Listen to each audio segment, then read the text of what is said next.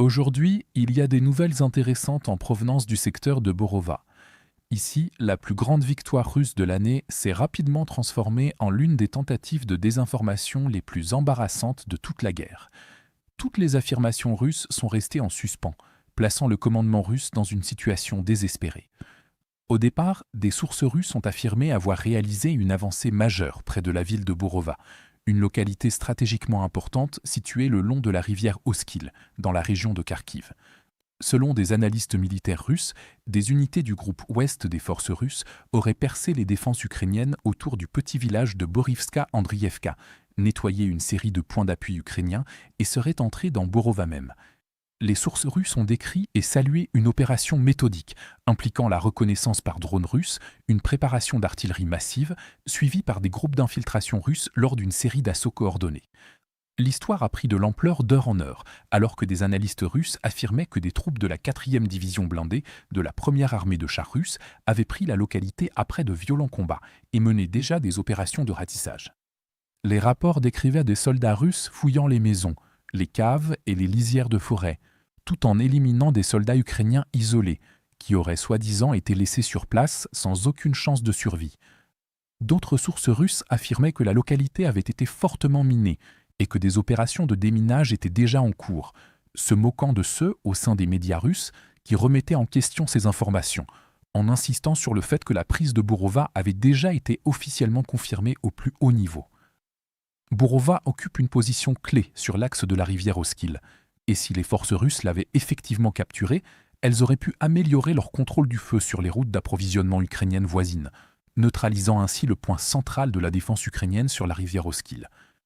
Cela aurait pu menacer les positions ukrainiennes sur une grande partie de la rive et ouvrir la voie à des manœuvres opérationnelles plus larges et à de futures avancées vers Izium. Après des mois de combats coûteux et de gains territoriaux limités, cela aurait constitué le plus grand succès de la Russie en 2026. Cependant, le problème c'est que rien de tout cela n'était vrai, et toute l'histoire a commencé à s'effondrer presque immédiatement après la publication en ligne des vidéos censées prouver la prise de la ville. Les analystes du renseignement en source ouverte ont rapidement géolocalisé les images et découvert que les soldats russes montrés en train de prendre d'assaut des maisons n'étaient pas du tout à Borova. En réalité, la vidéo les montre opérant à environ 25 km de là, dans la localité de Kolomichika, déjà capturée depuis longtemps, dans la région de Luhansk. Les troupes russes se sont contentées de filmer des mouvements d'infanterie à un endroit, d'y ajouter des images de drones prises au-dessus de Borova par un drone de reconnaissance, puis de tout monter ensemble pour présenter le résultat comme la preuve d'une percée réussie de la ligne de front. Le rapport a ensuite remonté la chaîne de commandement russe jusqu'au plus haut niveau.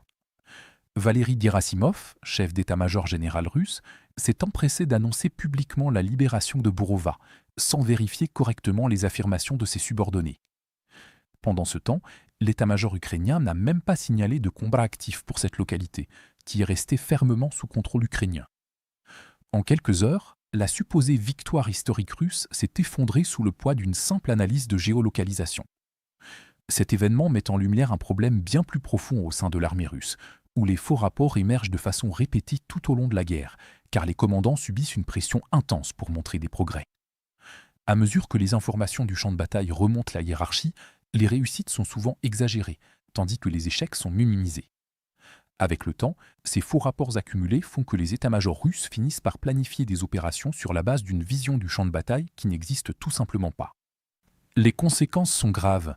Si les hauts commandants russes croient qu'une localité a déjà été capturée, le soutien d'artillerie peut être redirigé ailleurs, les moyens de reconnaissance réaffectés et des attaques de suivi ordonnées sur la base de fausses hypothèses.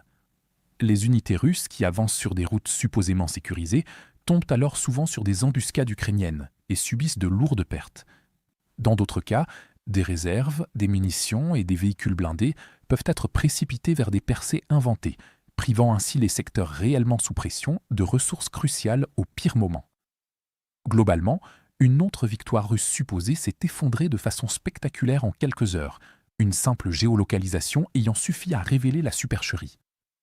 Si ces succès mis en scène permettent temporairement à certains officiers de sauver la face devant leurs supérieurs, ils provoquent au final une humiliation encore plus grande lorsque la vérité éclate.